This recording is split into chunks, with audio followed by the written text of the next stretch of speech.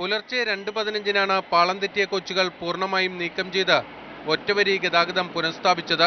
Tirunelveli Bilaspur express അപകടസ്ഥലം പിന്നിട്ട് Karukutty railway സ്റ്റേഷനിലെത്തിയപ്പോൾ തലേദിവസം Malabar express പാളം തെറ്റി അതേ സമയമായിരുന്നു.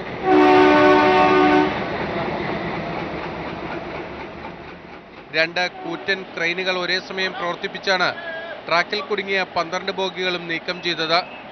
അപകടം സംഭവിച്ച വടക്കോട്ടുള്ള ട്രാക്ക് 300 മീറ്ററോളം ദൂരത്തിൽ നശിച്ചിരുന്നു. ഇത് പുലർച്ചെയോടെ പൂർണ്ണമായും മാറ്റിസ്ഥാപിച്ചു. ഇതിനുശേഷമാണ് തകരാറില്ലാതിരുന്ന തെക്കോട്ടുള്ള ട്രാക്കിലൂടെ ആദ്യ തീവണ്ടി കടത്തിവിട്ടത്. സിഗ്നൽ സംവിധാനം തകരാറിലായതും ട്രാക്കിൽ കൂടുതൽ പരിശോധനകൾ ആവശ്യമായതും കണക്കിലെടുത്ത് വേഗം കുറച്ചാണ് തീവണ്ടികൾ ഓടിക്കുന്നത്.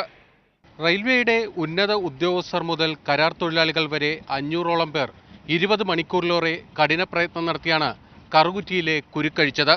ക്യാമറമാൻ നിഖിലിനൊപ്പം ബിനിൽ, മാതൃഭൂമി ന്യൂസ്, കൊച്ചി.